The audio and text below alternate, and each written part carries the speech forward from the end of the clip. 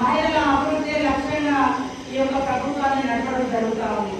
దానిలో భాగంగానే 1 కోటి మంది మహిళల్ని కోటీశ్వరులను చేయాలన్నటువంటి లక్ష్యంతో సీఎం రేవంత్ రెడ్డి గారు అనేక ప్రణాళికలు రూపొందించి మరి మొదటనే 1,00,000 మందితోటి మనకు హైదరాబాద్ లో మీటింగ్ పెట్టడం జరిగింది.